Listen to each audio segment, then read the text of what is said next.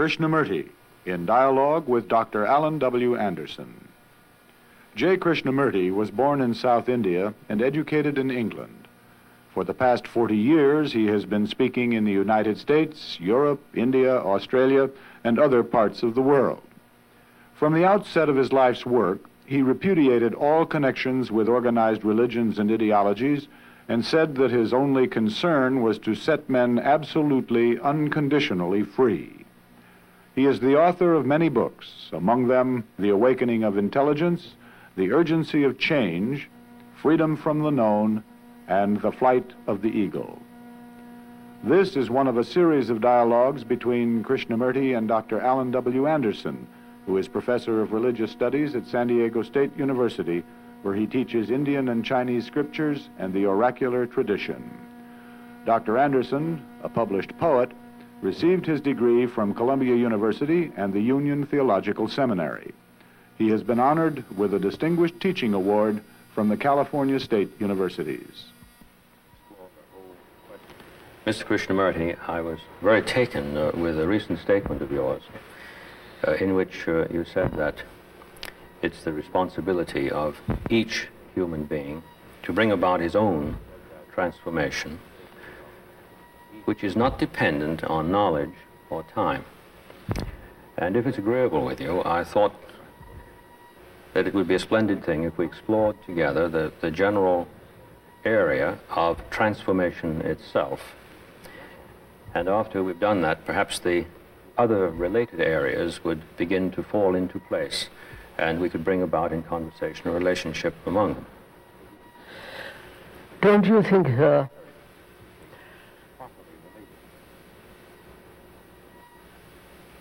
considering what's happening in the world,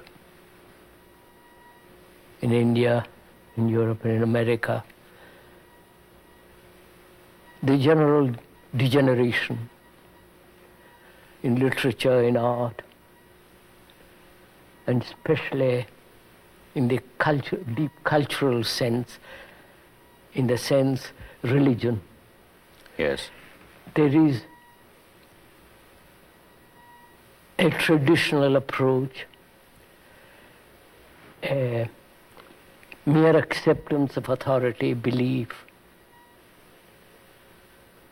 which is not really the religious spirit. Seeing all this, the confusion, the great misery, the sense of infinite sorrow, any observant and most serious people would say that the society cannot possibly be changed except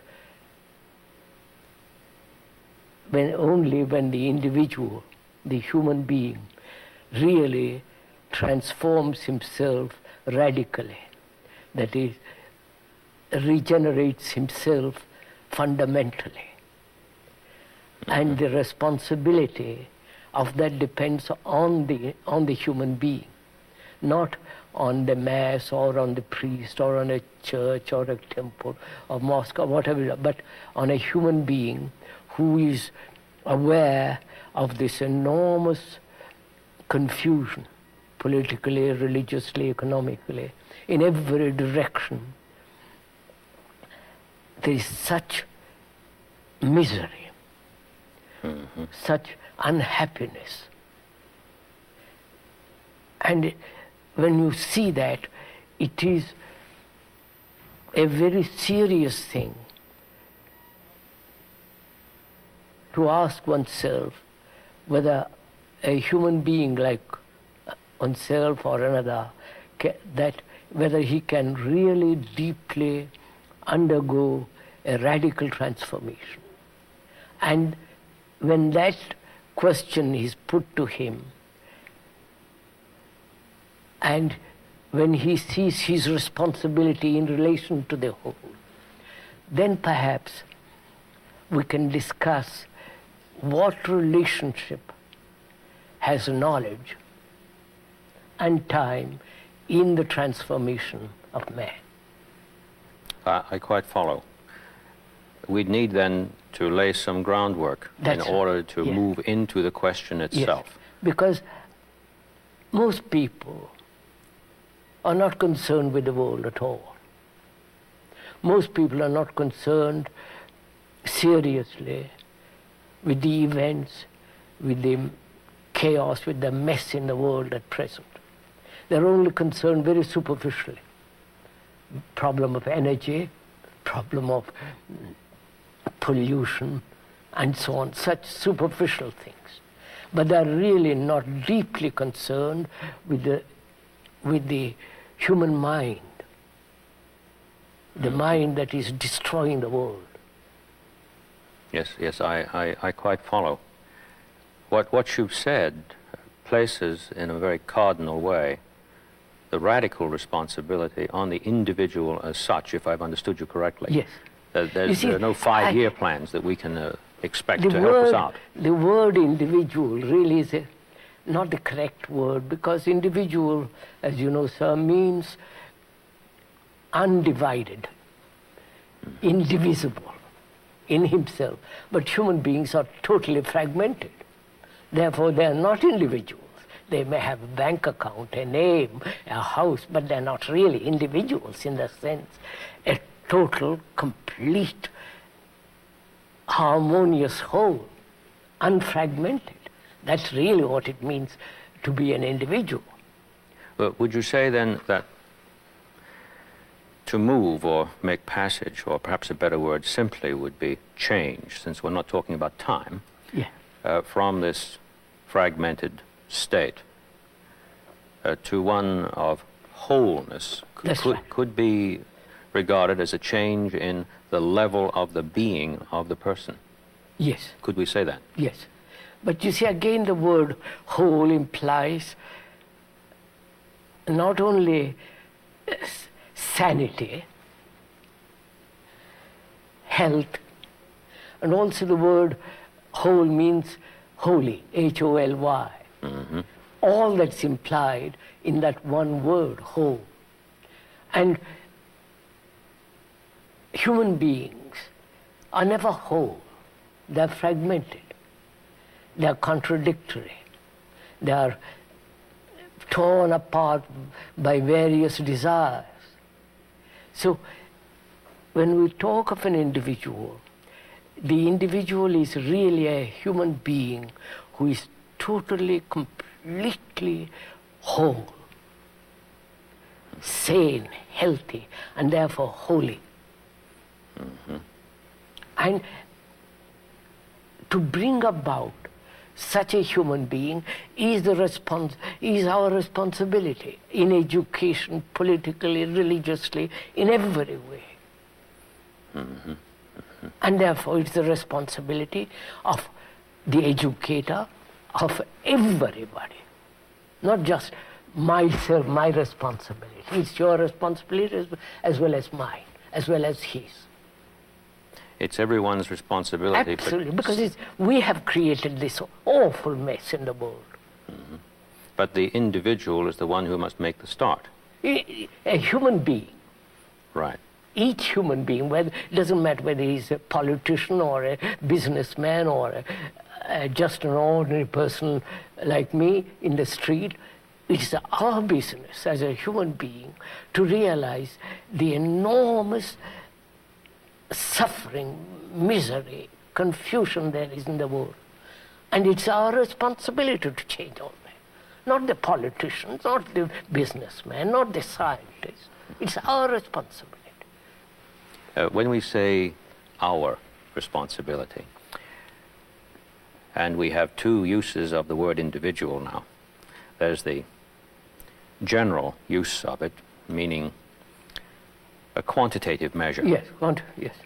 And then this qualitative reference that we've simply needed, it seems to me, to discern as a possibility. I'm reminded again of the statement that you made that I quoted earlier, that it's the responsibility of each human person. Human being, yes. Right. Whether he's in India or in England or in America or wherever he is. So we can't slip out of this by saying we have created this, therefore we must change it. No. We get back to, well, if the change is going to start at all, it's going to be with each. Yes, sir. With each. With each human being. Therefore, the question arises from that, does a human being realize with all seriousness his responsibility not only to himself but to the whole of mankind? It wouldn't appear so from the way things go on. Obviously not. No. Each one is concerned with his own little, petty little, selfish desires. Mm-hmm. So, responsibility implies tremendous attention, care, diligence, not negligence as now it is going on. Mm-hmm. Yes, I do follow that. The word we that we used in relation to each brings about the suggestion of a relationship which perhaps we could pursue here a moment. There seems to be something indivisible, apparently, between what we refer to by each, or the individual person as the usage is usually construed. Seems to be an indivisible relation between that and what we call the whole, which the individual doesn't sense. So, as you know, I have been all over the world, except behind the Iron Curtain and Bamboo Curtain. I've been all over. And I've talked, seen dozens and thousands of people. I've been doing this for 50 years and more.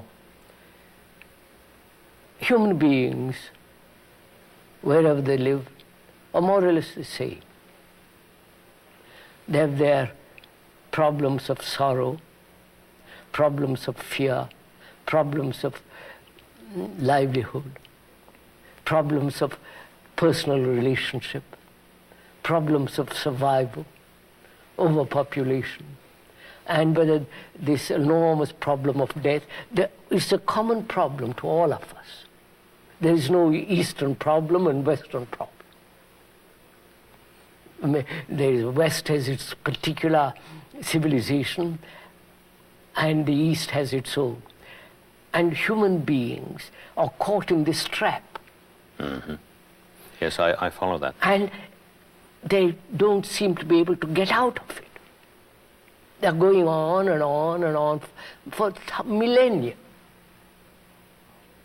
Therefore, the question is, how does he bring this about? As an each, as a one. The word individual, as you've just described it, seems to me to have a relationship to the word transform in itself.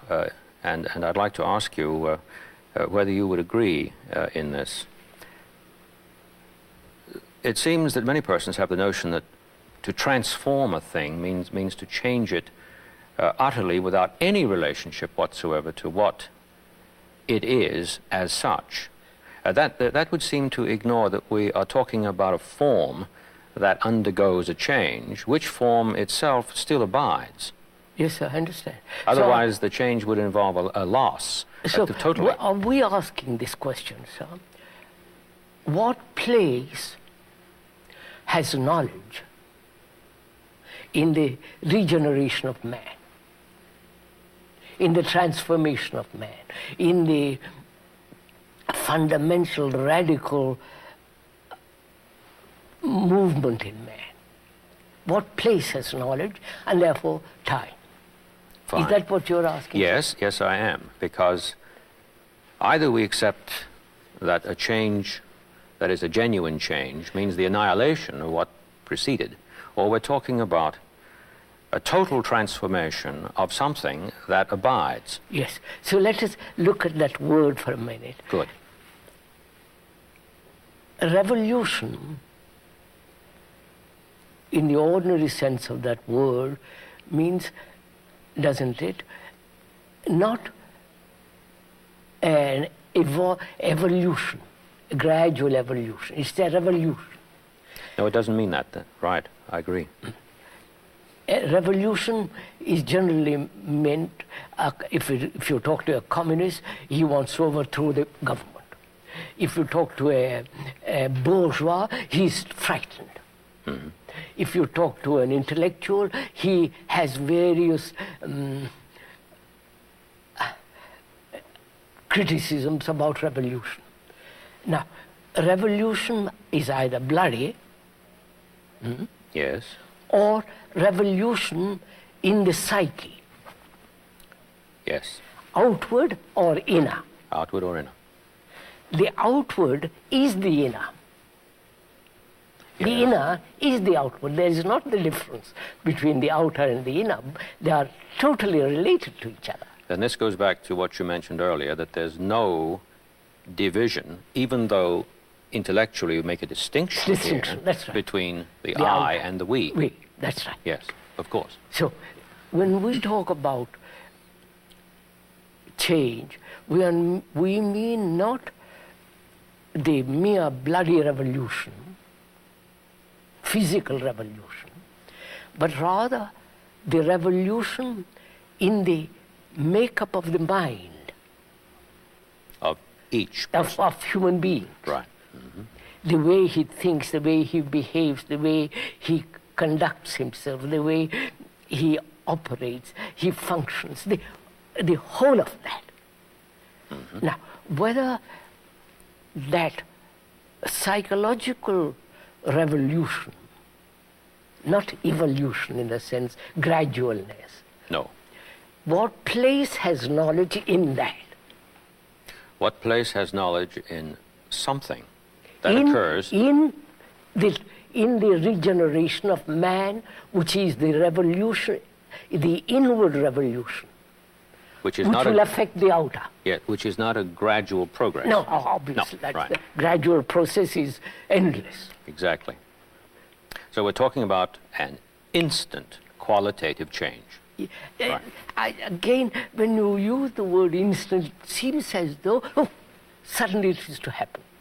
Mm-hmm. That's why I'm rather hesitant in using the word instant. We'll go into it in a minute. First of all, sir, let's be clear what you and I are talking about, if we may. We see, objectively, the appalling mess the world is in, right? Yes. The misery, the confusion, the deep sorrow of man. Mm-hmm. Oh, yes.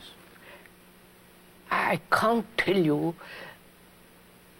what I feel when I go around the world. The pettiness, the shallowness, the emptiness of all this, of the so-called Western civilization, if I may use that word, mm-hmm. into which the Eastern civilization is being dragged into. And we are just scratching on the surface all the time. And we think the mere change on the surface, a change in the structure is going to do something enormous to human beings. On the contrary, it has done nothing. I mean, it polishes a little bit here and there, but deeply, fundamentally, it doesn't change man. So, when we are discussing change, we must be, I think, fairly clear that we mean the change in the psyche, in the very being of human beings. That is, in the very structure and nature of his thought. A change at the root. At the root. At the root itself. Root. And therefore, when there is that change, he will naturally bring about a change in society. It isn't society first, individual or individual first. It is the human change which will transform the society. They are not two separate things. Now, I must be very careful that I understand this yes. precisely. I think I discern now why in the statement you said, which is not dependent on knowledge or time. Yes. Because when this person changes, this each human being changes. The change that begins in society is a change that is in a non-temporal relationship with the change in the each human being. Yes, So, I follow. after all, human beings have created this society. By their greed, by their anger, by their violence, by their brutality, by their pettiness, they have created this society. Precisely. And they think by changing the structure, you're going to change the human being. This has been the communist problem, this has been the eternal problem. That is, change the environment, then you change man. They have tried that in 10 different ways, and they haven't done it, succeeded in changing man. On the contrary, man conquers the environment, the structure. So, if we are clear that the outer is the inner is the outer, that there is not the division, the society and the individual, the collective and the separate human being, but human being is the whole. He is the society, he is the separate human individual, he is the factor which brings about this chaos. Mm-hmm. Mm-hmm. Yes, I'm following that very closely. He is the world and the world is him. Yes. Therefore, if he changes, the whole thing everything changes. If he doesn't change, nothing changes. That's right. I think this is very important because we don't realize, I think, this basic factor that we are the world and the world is us. That the world isn't something separate from me and me separate from the world. You're born in a culture, Christian or Hindu or whatever culture you're born in, you are the result of that culture. Mm-hmm. Mm-hmm. And that culture has produced this world. The materialistic world of the West, if one can call it, which is spreading all over the world, mm-hmm. destroying their own culture, their own traditions. Everything is being swept aside in the wake of the Western culture. Mm-hmm. And this culture has produced this human being. And the human being has created this culture.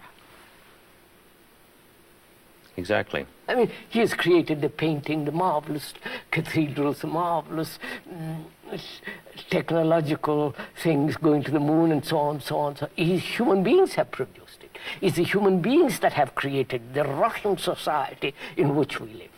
It's the immoral society in which we live, which human beings have created it. Oh yes, there's no way to deny that. And therefore, the world is you, you are the world. There is no other thing. If we accept that, if we see that, not intellectually, but feel it in your heart, in your mind, in your blood that you are that, then the question, is it possible for a human being to transform himself inwardly and therefore outwardly? I'm very concerned to see this as clearly as I can in terms of two texts that come to my mind, which we could say possess an inner meaning. And because of this inner-outer thing that we've spoken about in the divided approach that is made to Scripture, there's a tremendous irony here. Yes. I'm thinking of that, to me, wonderful text in St. John's Gospel, in 3rd chapter, which says, and I'll try to translate this as the Greek has it, the one who is doing the truth is coming to the light. It isn't that he does the truth and then later he comes to the light. And it isn't that we could say from the pulpit, I will tell you what the truth is. If you do it, then you'll see the light. Because we're back again to what you mentioned earlier, the non-temporal relationship between the action, which itself is the transformation, Yes, correct.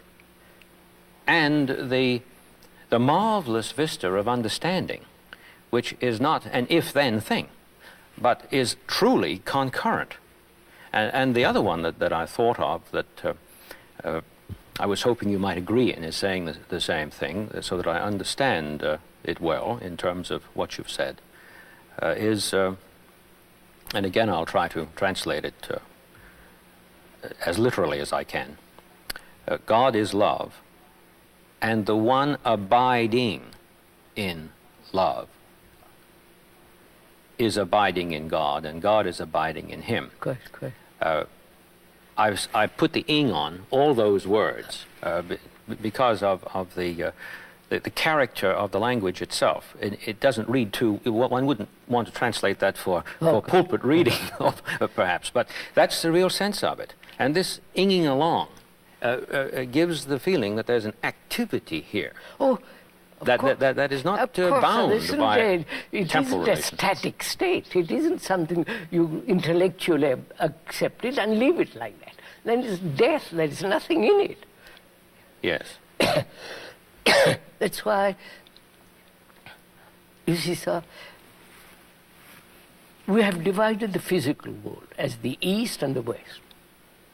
We have divided religions, Christian religion, and Hindu, Muslim, Buddhist. And we have divided the world into nationalities. The capitalists, the socialists, the communists, and the other people. So we have divided the world, and we have divided ourselves as Christians, non-Christians. Yes. We have divided ourselves into fragments, opposing each other. So where there is a division, there is conflict. Precisely. I think that's a basic law. Where there's a division, there's conflict, but in terms of that word knowledge, it appears that people believe to start with that division is there. Yeah, and they operate on that radical belief, isn't that's that right? why I'm saying it's so important to understand from the beginning in our talk, in our dialogue, that the world is not different from me and I am the world. It may sound rather simple, very simplified, simplistic, but it has got very deep fundamental meaning if you realize what it means. Not intellectually, but inwardly, the understanding of it. Therefore, there is no division. Moment I say to myself, and I realize that I am the world, and the world is me, I am not a Christian, nor a Hindu, nor a Buddhist, nothing. I am a human being. I was just thinking when you were saying that how certain kinds of philosophical analysis would approach that, and in terms of the spirit of what you've said, this really is almost a cosmic joke, because on the one hand, as you said, it might sound simplistic. Some would say it is. Therefore, we don't have to pay attention to it. Others would say, well, it's probably so much in want of clarity, even though it's profound, that it's some kind of mysticism out I here. know, and we're back and forth with the division again. As soon as that happens. That's right. Yes, I do follow you. So, if that is clear, that there is, that human mind has divided the world in order to find its own security, which brings about its own insecurity. When one is aware of that, then one must inwardly as well as outwardly deny this division. As we and they, I and you, the Indian and the European and the communist, you cut at the very root of this division. Therefore, from that arises the question, can the human mind, which has been so conditioned for millennia, can that human mind, which has acquired so much knowledge Yes. in so many directions, can that human mind change, bring about a regeneration in itself, and be free to reincarnate now? Now. Now. Yes. That is the That's the question. question. Exactly. Reincarnate Now. now. It would appear from what you've said that one could say that the vast amount of represented knowledge and accretion of centuries is a discussion we've been having with ourselves, regardless of which culture we're speaking about, as a commentary on this division. Absolutely. Without really grasping the division itself. Yeah. And of course, since the division is infinitely divisible, Of course. The moment you divide, go on division. exactly, then we can have tome after tome after tome, libraries after libraries, mausoleums of books without end, because we're continually dividing the division. That's right. Yes, yes, I follow you. And you see, that's why culture is different from civilization. Culture implies growth. Oh, yes. Oh, yes. Now, growth in the flowering of goodness. A lovely phrase. Lovely phrase. That is culture. The Real flowering of culture. goodness. The flowering in goodness. You understand, sir? Yes. And that doesn't exist. We have civilization. You can travel from India to America in a few hours. You have better bathrooms, better this and better that, and so on, with all the complications that it involves. That has been the Western culture which is absorbing the East now. So the goodness is the very essence of culture. Religion is the transformation of man.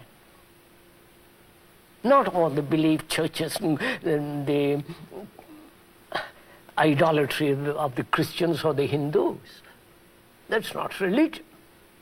So we come back to the point. If one sees all this in this world, observes it, not condemn it or justify it, just to observe it, then from that one asks, man has collected such enormous information, knowledge, and has that knowledge changed him into goodness. You follow? I follow. Into a culture that make him flower in this beauty of goodness. It has not. No, it has not. Therefore, it has no meaning.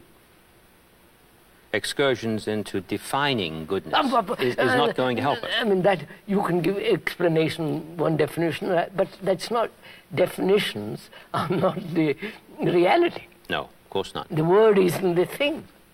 The description isn't the described. Precisely. So, we come back again. Yes, let's do. Because I personally, I'm tremendously concerned with this question. How to change man? Because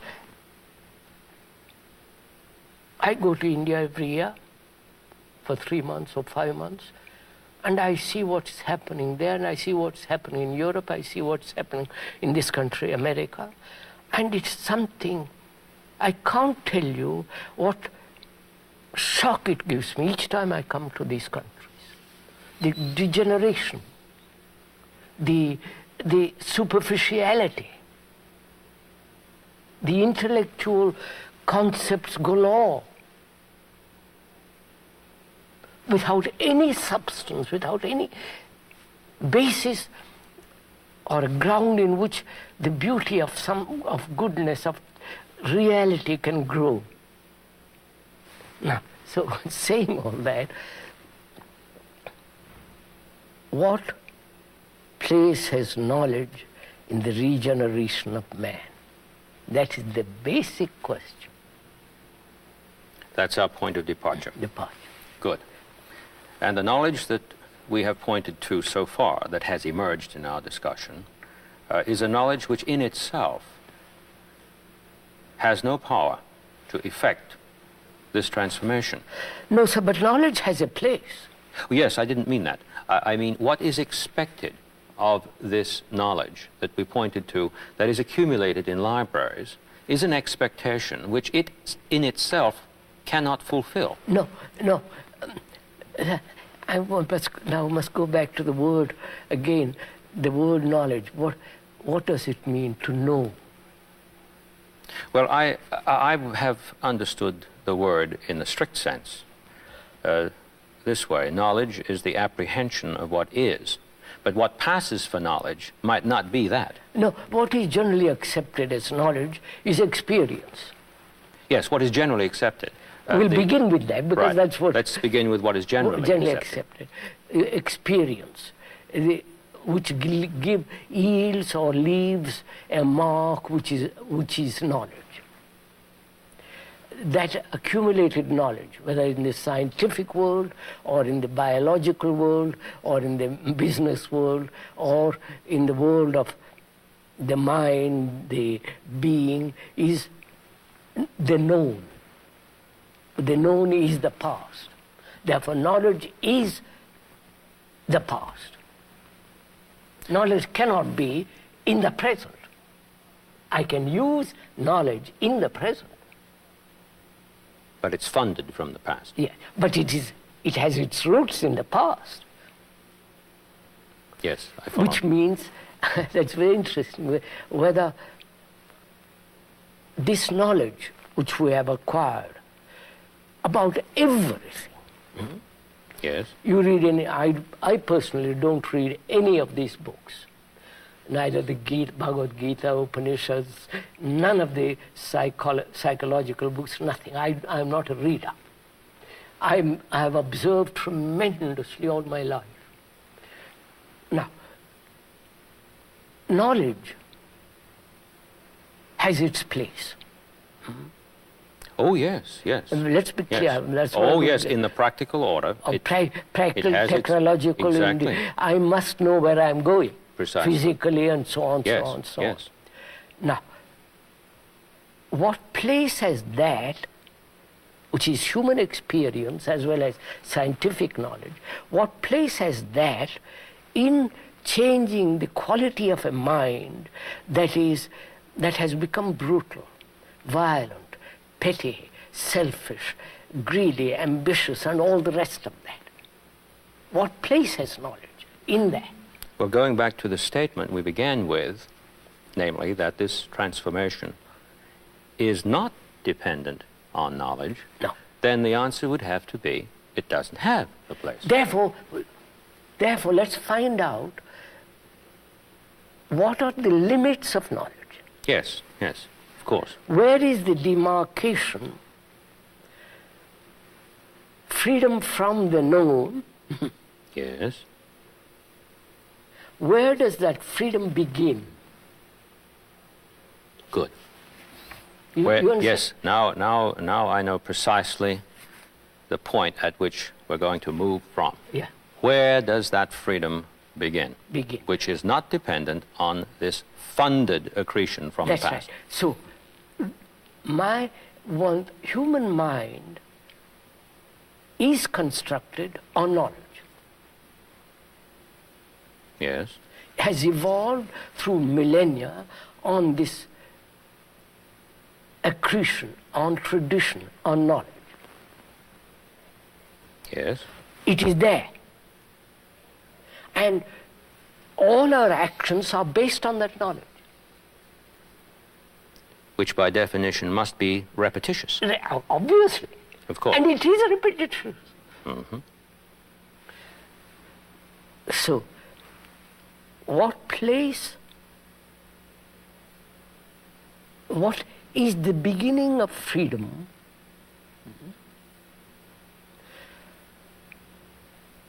in relation to knowledge. May I put it this way, make Yes. myself clear? Yes.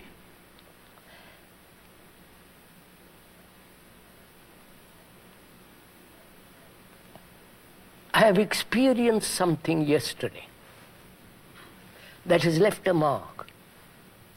That is knowledge. And with that knowledge, I meet next experience.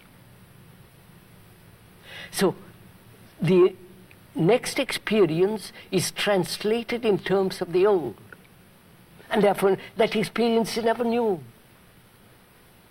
So in a way, if I understand you correctly, you're saying that the experience that I had yesterday, that I recall, Recollection, yes. recollection, upon my meeting something new, that appears to have some relationship to it, I approach on the basis of holding my previous knowledge up as a mirror in which to determine the nature of this new thing that I have confronted. Quite. Yes. And this could be a rather crazy mirror. Generally it is. So you see, that's what I mean. Yes, I follow. Where is the beginning, or where is freedom in relation to knowledge? Or is freedom something other than the continuity of knowledge? Must be something other. Which means, it's very, if one goes into it very, very deeply, it means the ending of knowledge. Yes. And what does that mean? What does it mean to end knowledge? Whereas I have lived entirely on knowledge. It means that immediately. I mean, see what is involved in it, sir. I met you yesterday, and there is the image of you in my mind. And that image meets you next day. Yes. The image meets you. The image meets me. And I have recall. 12 images, or 100 images. So the image is the knowledge. Mm-hmm. The image is the tradition. Mm-hmm. The image is the past. Now, can there be freedom from that? If this transformation that you speak of is to happen, is to come to pass, there must be. Of course. Therefore, how is we can state, but how is the mind, which thrives, acts, functions on image, on knowledge, on the known? Mm-hmm. How is it to end that? Yes. How am I? Look, take this very simple fact. You insult me or praise me. That remains a knowledge. Mm-hmm. With that image, with that knowledge, I meet you. I never meet you. The image meets you. Exactly. Therefore, there is no relationship between you and me. Yes, because between us, this has been interposed. Obviously. Yes. Therefore, how is that image to end? Never to register. You follow? I can't depend on someone else to end it for me. Therefore, what am I to do? How am I? How is this mind, which is registering, recording all the time, is the brain, function of the brain is to record all the time. How is it to be free of knowledge? Mm-hmm. When you have done some harm to me, personally or collective, whatever way, you have insulted me, you have flattered me. How is the brain not to register that? If it registers, it's already an image. It's a memory. And the past then meets the present. And therefore there is no solution to it. Exactly. I was looking up that word the other day in a very good dictionary, tradition. It means, of course, ordinary word, tradare, is to give, hand over, give across. But it also has another peculiar meaning, not peculiar, from the same word, betrayal. Oh yes, traduced. Tradu. And in discussing in India, this came out, betrayal of the present. If I live in tradition, I betray the present. Yes, I do see Which that. is knowledge betrays the present. Which is, in fact, a self-betrayal. That's right. Yes, So, yes. how is the mind which functions on knowledge? How is the brain which is recording all the time Yes. to see the importance of recording and not let it move in any other direction? That is, let me put it this way, very simply. You insult me, you hurt me by word, gesture, by an actual act. That leaves a mark on the brain, which is memory. Yes. That memory is knowledge. That knowledge is going to interfere in my meeting you next time. Obviously. Now, how is the brain, and also the mind, how is the brain to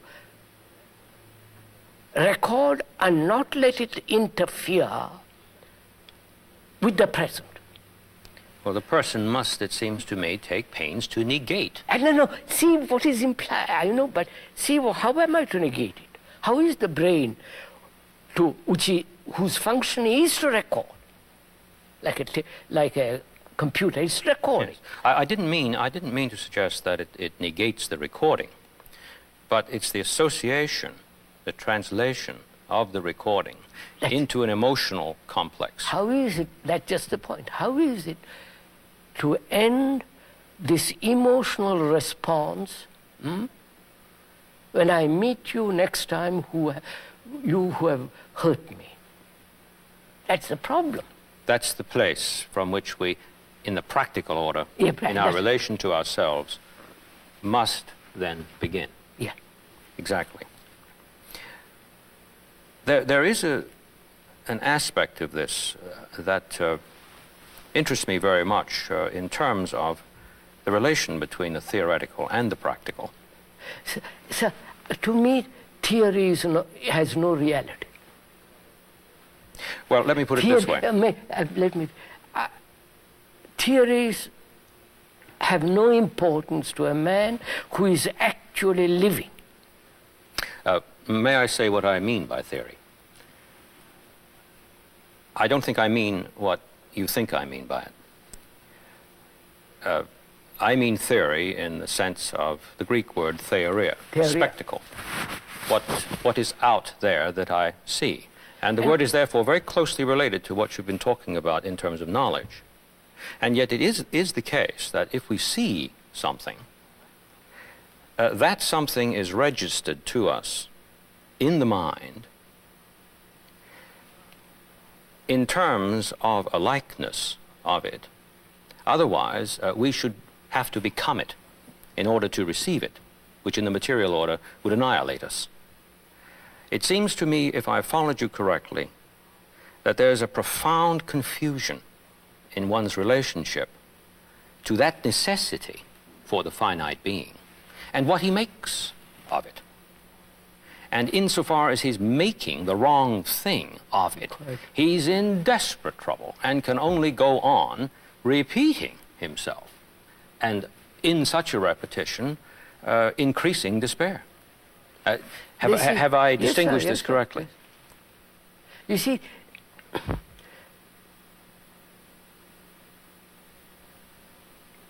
religion is based on tradition. Religion is vast propaganda, as it is now. In India, here, anywhere else, propaganda. of theories, of beliefs, of idolatry, worship.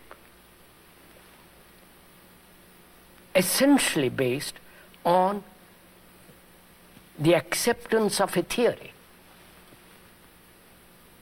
Yes, yes. Essentially based on an idea. A statement, a postulate. I mean, they're Oftentimes. ideas Yes. put out by thought. Right. And obviously, that's not religion. And so, religion as it exists now is the very denial of truth. Yes, yes, I'm sure I understand you. And if a man like me or like wants to find out, discover what the truth is, he must deny the whole structure of religion as it is,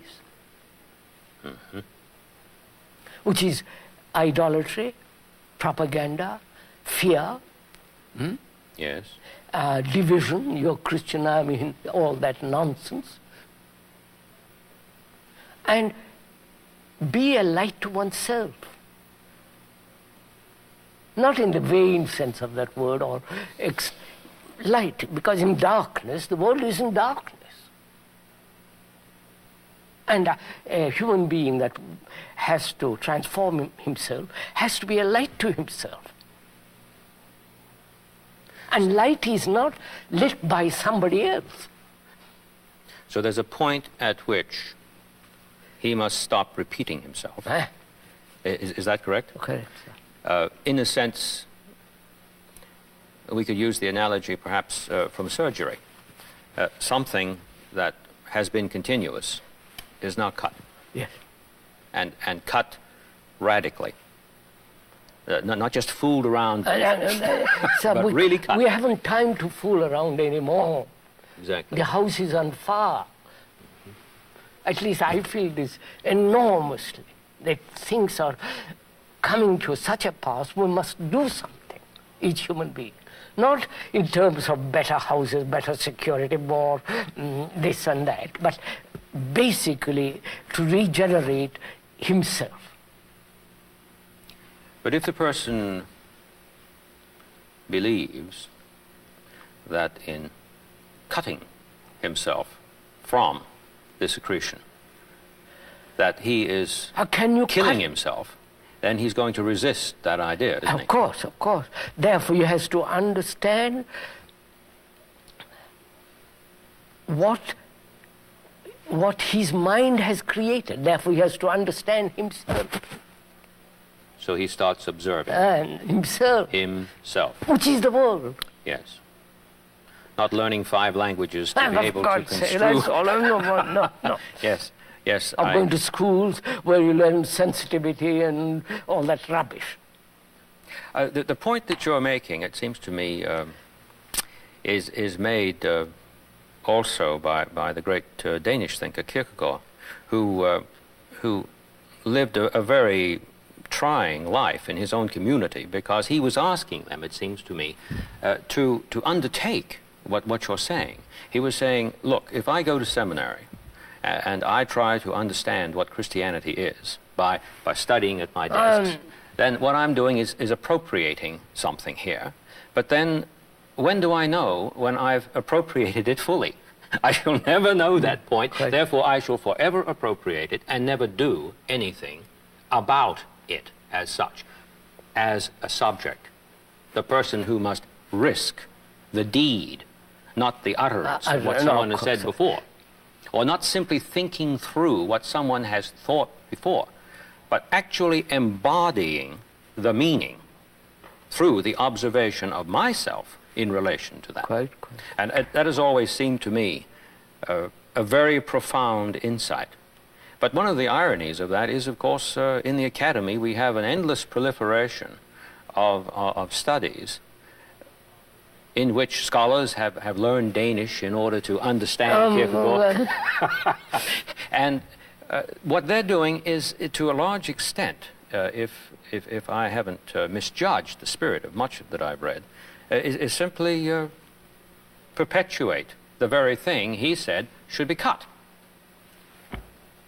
I do have this very strong feeling that profound change would take place in the academy, of which you know I'm a member. If the teacher were not only to grasp this that you've said, but take the risk of acting on it, since if it isn't acted on, if I've understood you correctly, we're back again where we were. We have toyed with the idea of being valiant and courageous, but then we have to think about what's involved before we do, and then we don't do. Right, quite. We think and don't do. Therefore, sir, the word is not the thing. The description is not the described. And if you are not concerned with the description, but only the thing what is, then we have to do something. When you are confronted with what is, you act. But when you are concerned with theories and speculations and beliefs, you never act. So there isn't any hope for this transformation, if I've understood you correctly, if I should think to myself, that just sounds marvelous. I am the world, and the world is me, while I go on thinking that the description is the described. There is no hope. So we're speaking about a disease over here, and we're speaking about something that has been stated as the case. And if I take what has been stated as the case, as the case, then I'm thinking the description is the described. Of course. And I never get out. Sir, it's like a man who is hungry. Any amount of description of the right kind of food and the beauty of the food, it will never satisfy him. He is hungry, he wants food. So, all this implies, doesn't it, sir? Several things.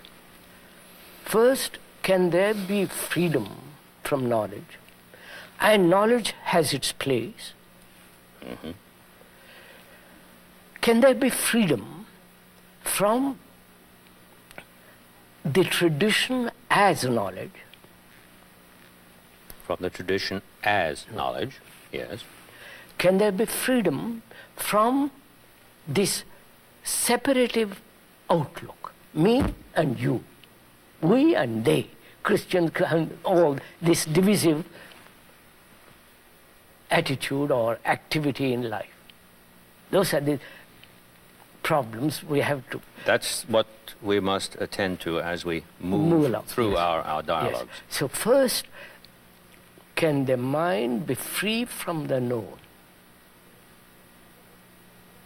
I mean, not verbally, but actually. But actually, yes. I can speculate about what is freedom, what is all the rest of it, but see the necessity, the importance, that there must be freedom from the known. Otherwise, life becomes repetitive, continuous, superficial scratching. It has no meaning. Of course.